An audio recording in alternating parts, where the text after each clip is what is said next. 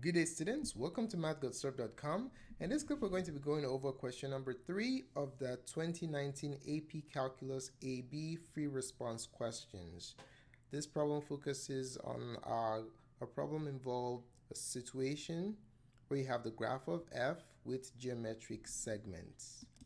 Question number 3 reads, the continuous function f is defined on the closed interval -6 to 5. The figure above shows a portion of the graph of f consisting of two line segments and a quarter of a circle centered at the point 5, 3. It is known that the point 3, 3 minus root 5 is on the graph of f. Part A. If the integral from -6 to 5 of f of x dx is 7, find the value of the integral from -6 to -2 of f of x dx. Show the work that leads to your answer.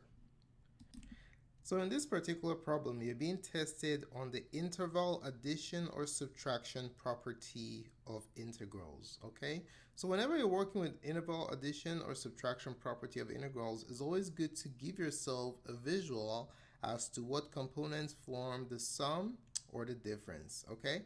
What am I talking about? Well, always use a number line to get your integrals nicely organized, okay? So if you take a look at the integrals that we have here, we have 5, -2, and -6. Those are three numbers, okay? So let's go ahead and order them on our number line from least to greatest. So the smallest number we have here is -6, and the intermediate number is -2, and the biggest is 5, okay? So we have our number line. Now we're going to start populating each interval with the integrals that we know and the integral that we need to find. Let's start with the biggest interval from -6 to 5. I'm going to color code it so you can easily see exactly what's going on here. So let's say we're going from -6 to 5. So that's the biggest interval. This particular integral right here, we're going to call it interval 1, okay? We're going to have a total of 3 intervals. So for interval 1, what do we have? For interval 1, it represents basically the integral from -6 to 5 of f of x dx. And this is a known, okay? This integral is 7, is given right here. Okay, and then we have two intervals that add up to give you interval 1. Let's go ahead and specify what they are. So the first interval that we have goes from, let's make it green, goes from -6 all the way to -2. That's one interval. And then we have another interval that goes from -2 all the way to 5. All right, so what do we know about interval 2 and interval number 3? Well, interval 2, this piece right here represents the integral from -6 to -2 of f of x dx. Guess what, ladies and gentlemen, this is what we are looking for, okay? That's what we are looking for. And then this other integral right here, the integral from -2 to 5, how on earth are we going to find this? In order to find the integral from -2 to 5, ladies and gentlemen, we are going to refer to the graph, okay? So the graph will help us to figure out this piece right here, and then we can basically finish it off. So let's go ahead and write down what the formula is for this particular problem.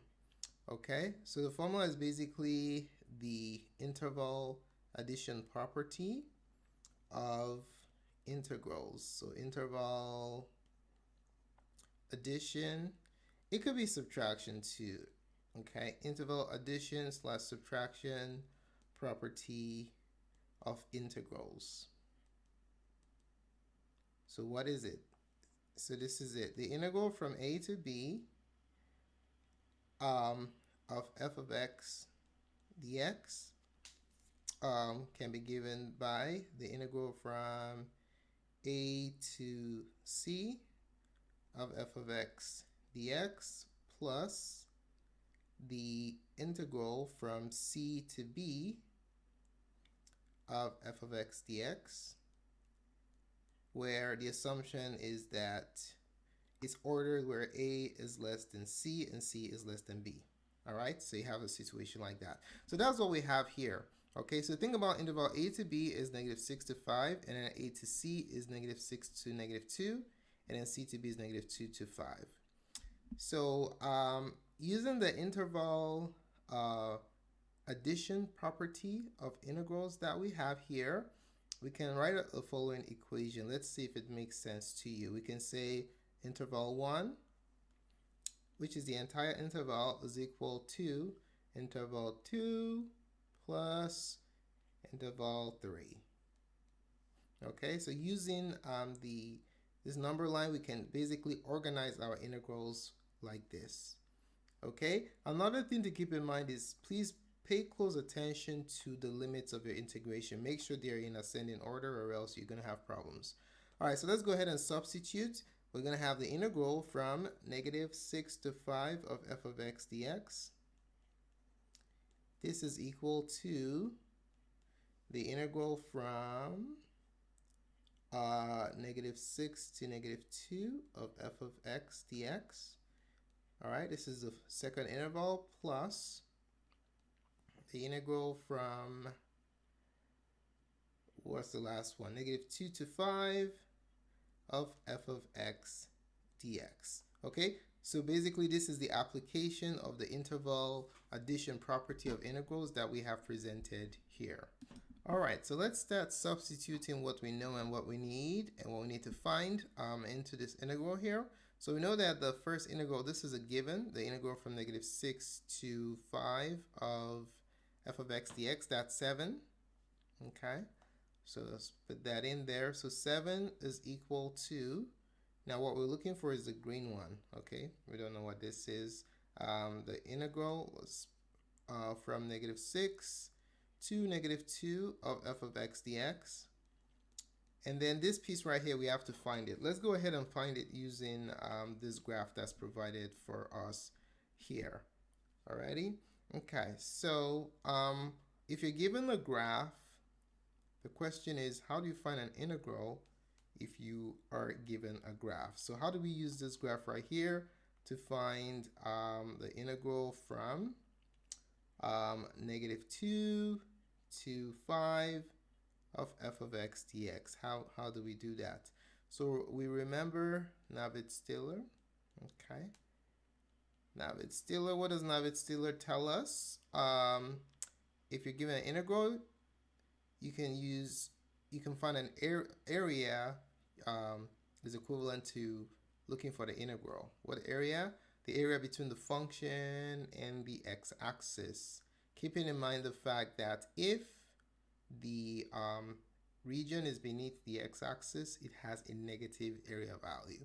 Okay, all right, so what we're looking for is the area between this curve right here with geometric segments and the x-axis. Okay, so let's highlight it. So we're looking at this area right here, this area plus this negative area plus this other negative area plus this positive area, and then we add it to this other positive area right here. Okay, all right, so let's go ahead and figure it out piece by piece. Now we need to look for some shortcuts here to help us to be swift with our calculations. We know that time is of the essence. Now if you take a look at this right here, you notice that these two areas are identical, but they're opposites of each other. So what does that mean? They cancel out to 0. Okay, now if you take a look at this other one right here, this situation that we have right here, if you look at this, the slope here, if you go up 2, you go over 1. So if you go up 1, you go up over 1/2, 1/2 up 1. So this line actually bisects this segment right here. Okay, so what does that mean? Well, it tells us that this area over here and this area over here are opposites of each other. Okay, so what does that mean in the context of this problem? they cancel each other out. Okay, so the areas that we just need to find is this trapezoid right here, the area of this trapezoid. Let's call that 1. And the area of this piece that's remaining when you take out a quarter circle from a square. Okay, where you have a situation right here. So you have a square, and then it's like a quarter circle is taken out of it. So to find this area right here that we're dealing with, this is what we're going to be looking for. Let me partition my workspace a little bit. We're going to be looking for the area of the trapezoid, region 1, plus the area of this weird figure right here. And then the area of this figure is basically, we'll pull that to the side, it's going to be the area of the square, okay, this square region, okay, is a 3 by 3 square. So the area of that square minus the area of the semicircle, not semi, quarter of a circle. So this is a quarter of a circle right here. Okay, so that's what we're going to be calculating. Okay, so how do we do that? So let's get started. First of all, to find the area of the trapezoid, we're going to use the formula for the area of trapezoid, 1/2 base 1 plus base 2 times height. Okay, plus, then we have the area of the square, the 3 by 3 square, which is this side right here is, the side of the square is equal to the radius of the circle. Okay, so let's say this is the radius of the circle right here is equal to the side of the square. So we can just use that r square for the area of the square, and we're going to subtract this quarter of a circle, which is pi r square over 4. Okay, so let's go over what we're doing real quick so that we'll make sure that everybody understands what we're doing. So let's say you have a square. Let's draw the square first. So you have a square like this, and then you have a circle. Okay, so what we're doing is, first of all, you find the area of the square. Okay, this square right here, that's where the quarter of the circle resides. So we find the area of this entire square. Okay, so that area is r square because it's equivalent to the side of the square is equal to the radius of the circle. All right, so you have that, which is r squared. Now what we're going to do is we're going to subtract the area of the quarter circle. So the entire circle is pi r squared. Yeah? So if you just take a quarter of a circle, that piece right there is pi r squared over 4. So that's what we're doing. Okay, in this problem, it's 3. R is just 3. So our answer is dependent on just the radius. So if we just plug in 3 here, we can find the area of the square, which is 9, minus the area of the quarter circle, which is 9 pi over 4. Okay, so hopefully this visual helps. Now, let's go ahead and finish up the calculation. All right, so what do we have? Let's do the trapezoid first. Area of a trapezoid, 1/2 sum of parallel lines times height is going to be 1/2. So look at your trapezoid. This is B1 right here. This is B1, the first base. That's B1. And then this side right here is B2. All right, so this is B2. And this side right here is B1. Okay, so 1 and 1, 2, 3, 3. All right, so let's put it in. So we have 1 plus 3. And then the height, this is the height right here. The height is 1 unit long. Okay. And then r squared. Just talked about that. The radius is 3. The radius on the side of the square is the same. So r is 3. So it's 3 squared, which is 9, minus pi r squared over 4 is going to be 9 pi over 4. Okay. And then if we do the calculations, 1 plus 3 is 4 over 2 is 2. 2 plus 9 minus 9 pi over 4 equals 11 minus 9 pi over 4. Super. So we have now figured the value of this third integral right here. And it is, so we're going to add that, plus what? 11 minus 9 pi over 4. So what we're going to do next is we're going to proceed to isolate this integral because that's what we're looking for. So we just subtract 11 and add 9 pi over 4 to both sides of the equation and switch it around. And then we have our answer is going to be the integral from -6 to -2 of f of x dx. So we have the 7 and then minus 11 and then add 9 pi over 4 to both sides of the equation. And that will give us our final answer, 9 pi over 4 minus 4, or minus 4 plus 9 pi over 4, whichever way you want to order your answer. And that, ladies and gentlemen, is the answer to question number 3A. All right, let's take a look at the scoring guidelines. How was this problem scored on the 2019 AP Calc AB exam? All right, so this was a 3-pointer. You get 1 point for setting up this integral correctly using the interval addition property of integrals. So that this just setting up this equation right here will earn you 1 point. And then accurately computing the value of this integral right here, -2 to 5 of f of x dx, using the trapezoid and the region left. When you take a quarter of a circle from the square, you get another point. And then coming up with the final numerical answer, we get another point for a total of 3 points out of 9. Okay, so that's how it was graded. Okay, moving along. In this problem right here, we're going to be using, we want to evaluate the integral from 3 to 5 of 2 times the derivative of f plus 4 dx. We've been assessed on how to use FTC part 1, where the function you're integrating is the derivative. All right, so to get us started, let's write down the formula that will guide our problem solving process, FTC1 on f prime.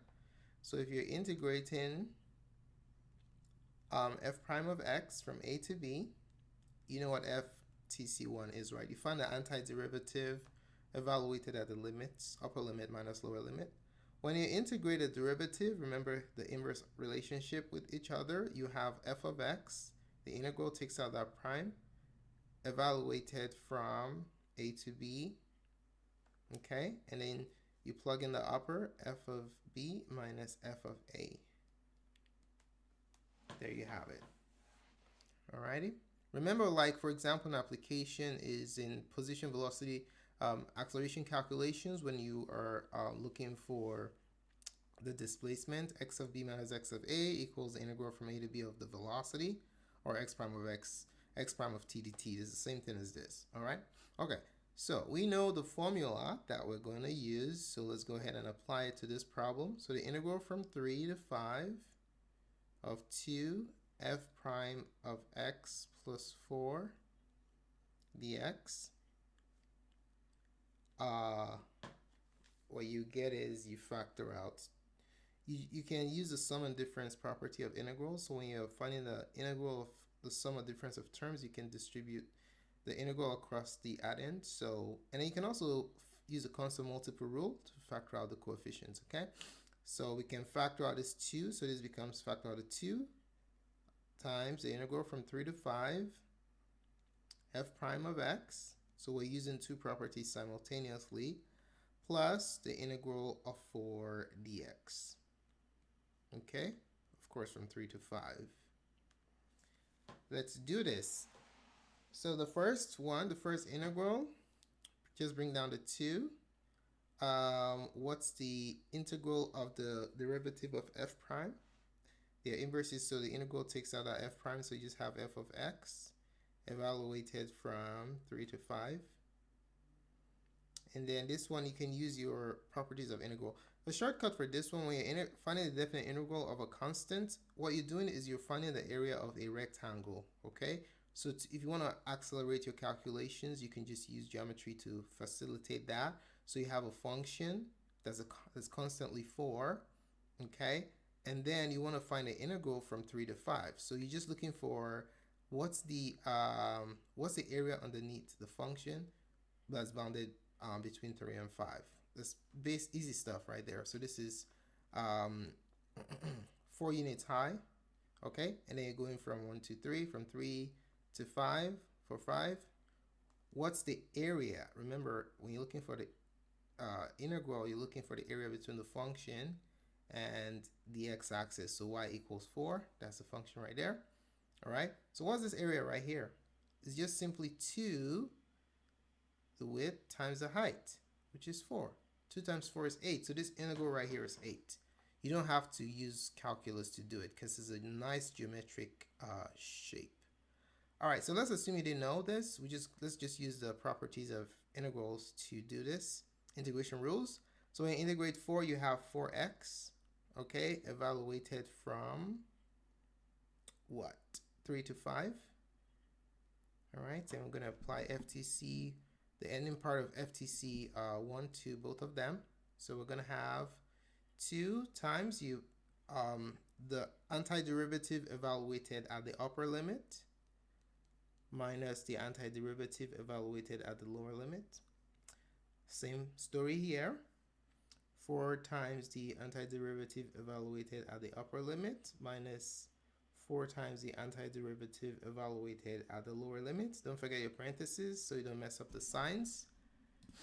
All right, so let's go ahead and finish this off. So here we have 2 times f of 5. You just use the graph to solve this.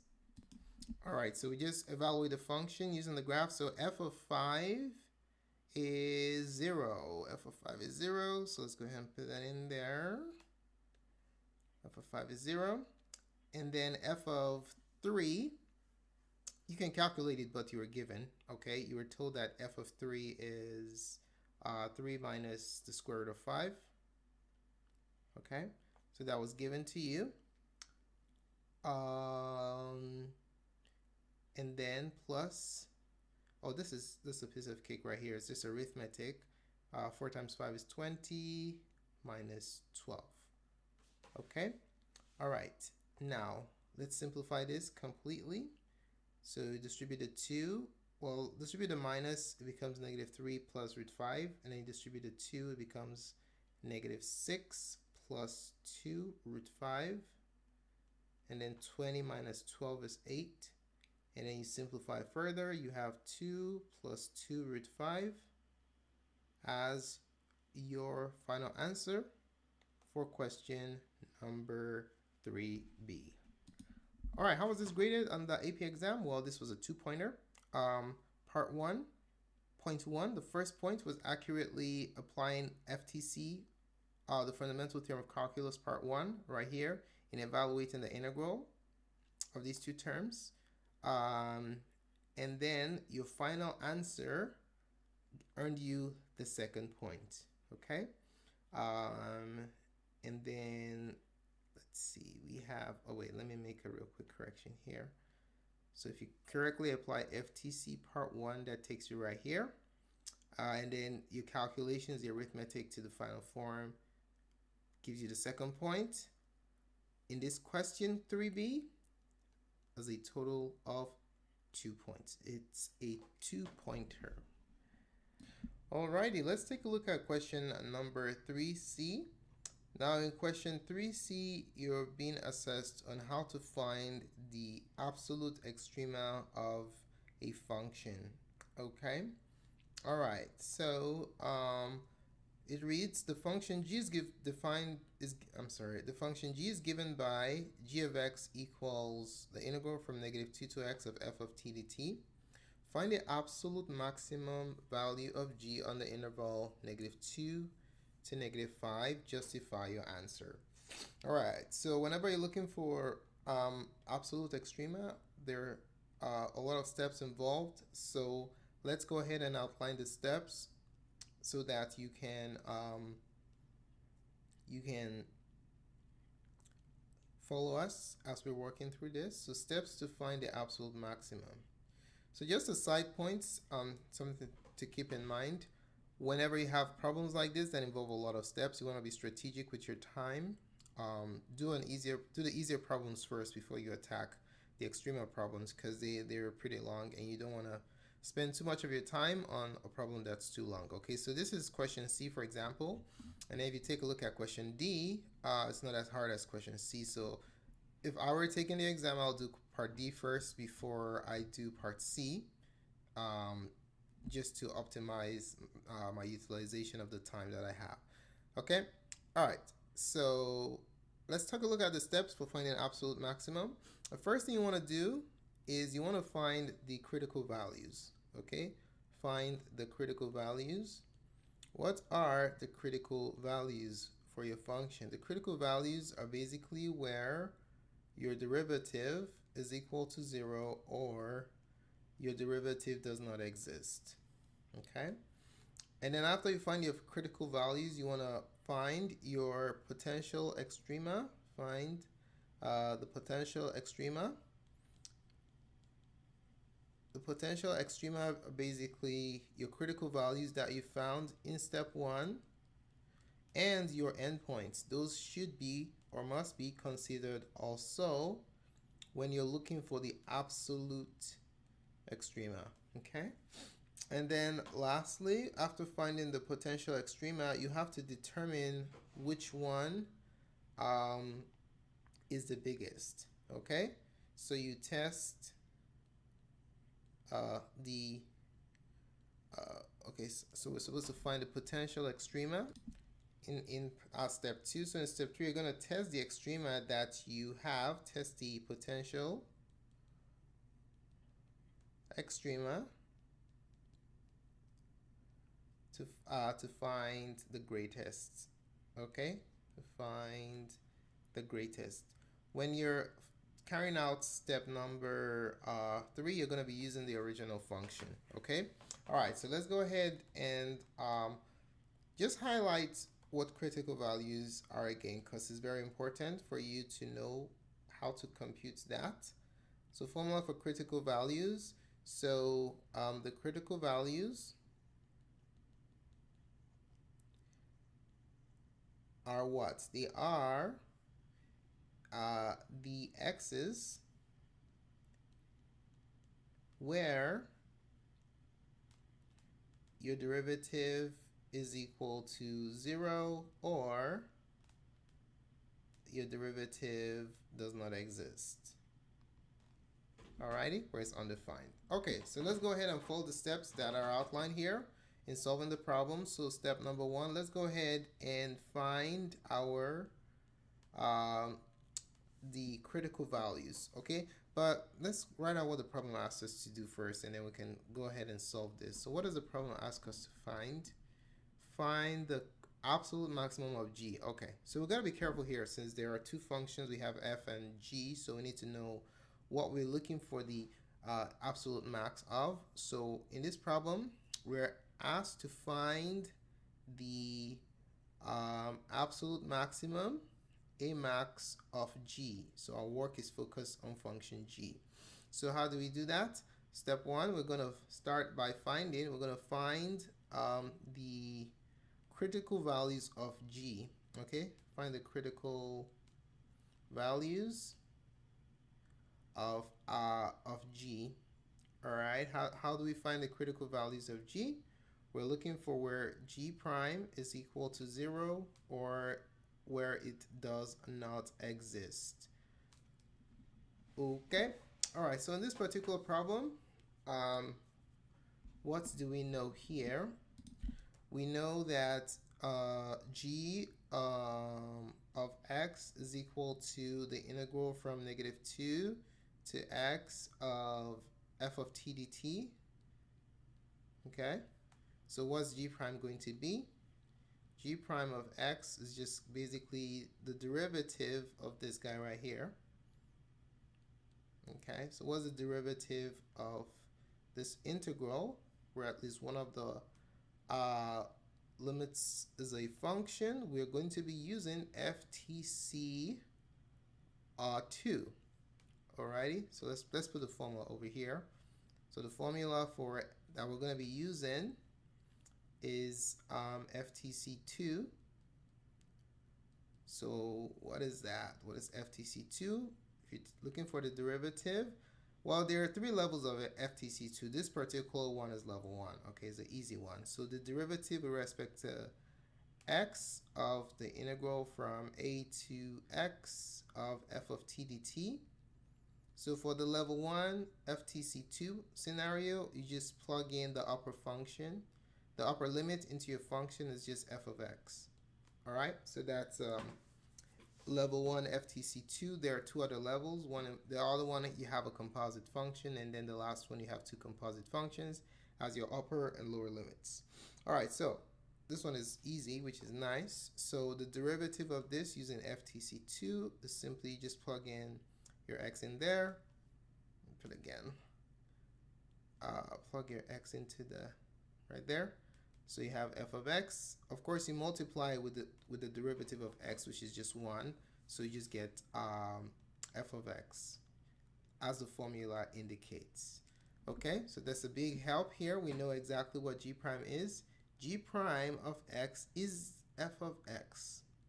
Okay, so that's step number 1. Step 2, let's go ahead and find our... Oh, we're not done with step 1 yet. We just differentiated. So we need to find where g prime is 0 or does not exist. So g prime is 0 where f of x is 0, because f of x is g prime. So where f of x is 0, graphically f of x is 0 where you have your x-intercepts. X-intercepts of f of x, also known as your what? As your roots or zeros, depending on if you're dealing with a function or an equation. Okay, so what we're going to do is look at the graph and look for the x-intercept or the zeros. All right, so I just copied the graph over here. So let's look at the graph of f. Where do we have our zeros? We have our zeros. Where are our zeros? We have a 0 here. 1, 2, 3. There are 3 of them. Okay, so let's write them out. Those are our critical values. Okay, our critical values are x equals -1. And then we talked about this right here. The slope is you go up 2 over 1. So if you go up 1, you go down half of that. Okay, so this is going to be 1/2, 1/2. And then the other 0 is the right endpoint, which is 5. Okay. So these are your critical values. Let's go ahead and just specify what we found here. Remember I told you earlier that these problems take a lot of time. We're just in step 2. We still have step 3 to go. So watch your time when you're dealing with problems like this. All right, so there goes the critical values. Now we're going to find our potential extrema. Or I take that back. We're still in step 1. All right, so step 2, we need to find our potential extrema. Our potential extrema for this problem are our critical values and the endpoint. Okay, so let's go ahead and specify that. Potential extrema are critical values and the endpoint. Now this is the deal, ladies and gentlemen. In the first problem, we're also to find where f prime does not exist, right? So this is where g prime is 0. How about g prime equals dne? We didn't consider that. Why? Well, it is because in the graph here, g prime is the same thing as f. F of x is defined on the entire interval. There isn't any point where f of x is undefined. So in this particular case, g prime equals dne is not applicable because g prime, also known as f, is defined on the domain. So that's why we didn't bother considering this scenario. Okay? All right, just a side point to keep in mind, which is also important. What are our potential extrema? It's going to be our critical values and endpoints. So our potential extrema is going to be, let me see, lower bound, -2. That's one of the endpoints, -1 and 1/2. And then our upper bound coincides with the other critical value, the biggest critical value, which is 5. So what does this mean? One of these right here is the absolute maximum of this function, okay? Okay, so now we're going to advance to step number 3, which is we want to find which is the greatest. Okay, find which x yields the greatest g value. Yields the greatest g value. Okay, remember we're looking for the absolute maximum of g. Okay, so in order to do this, let's go ahead and make a table. Make yourself a nice little table and just evaluate. Okay, so we have our x values and then we have our g, which is the integral from -2 to x.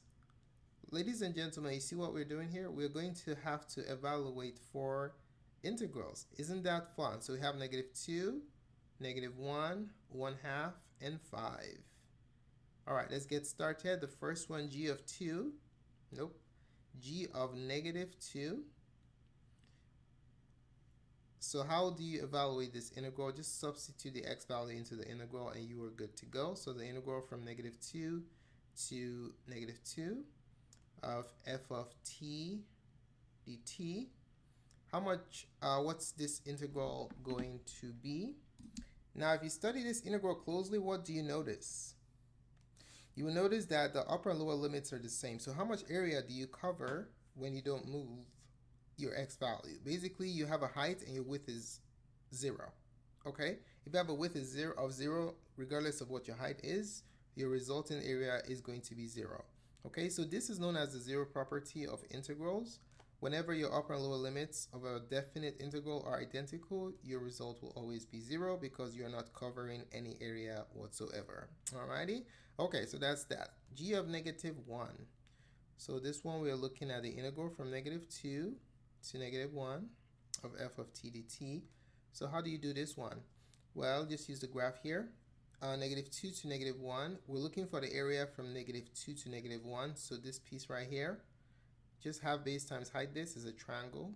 Or just take a square and divide it by 2. This square is 1 by 1. So 1/2 is 1/2. So this one is going to be 1/2. And then g of 1/2. We're looking for the integral from -2 to 1/2 of f of t dt.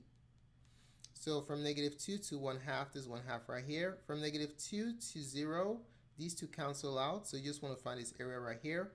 The base of this is 1/2, and the height is what? The height is 1. So what's the area? It's going to be 1/2 base times height, which is 1/4.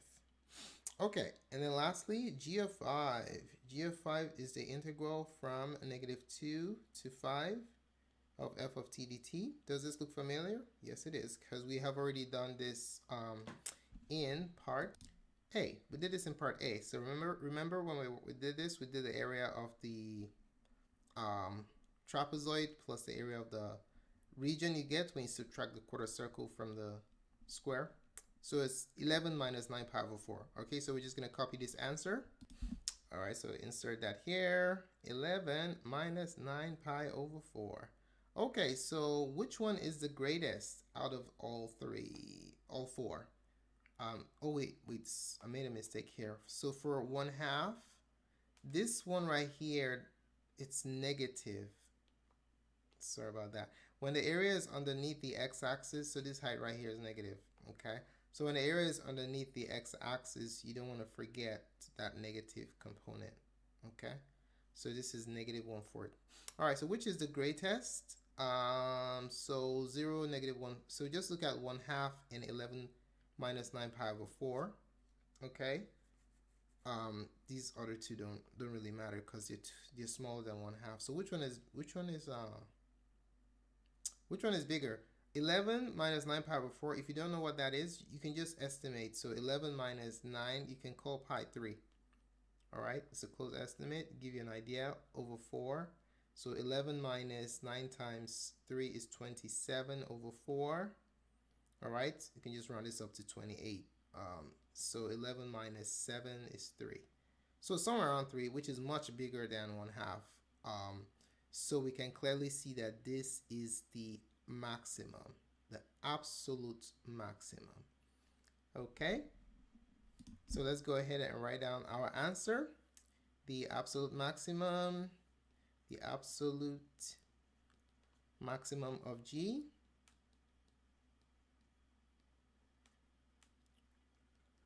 on the interval -2 to 5 is G of 5, which is equal to 11 minus 9 pi over 4.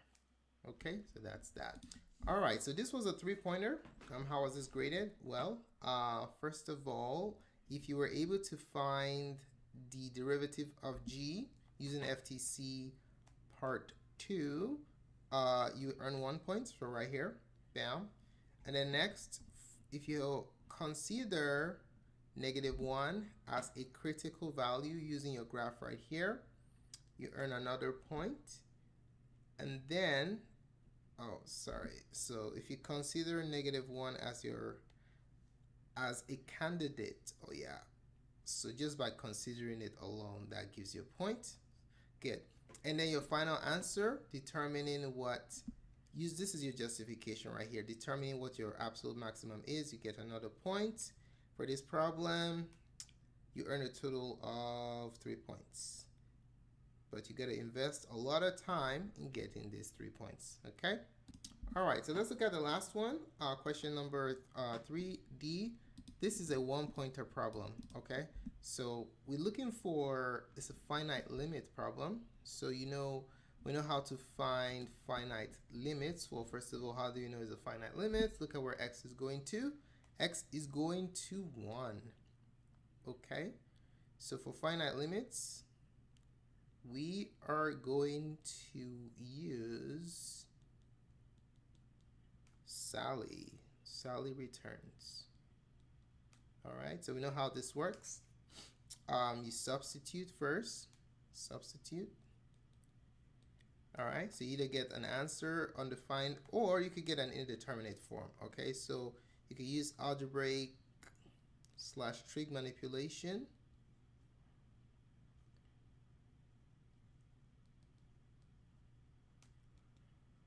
Or you could use L'Hopital's rule, any of these ones, to transform the indeterminate forms into a form that can be determined, okay, for indeterminate forms. All right, so let's go ahead and get started with this guy right here. So we're going to do the first step. The first step is you substitute and you hope that everything works out nicely.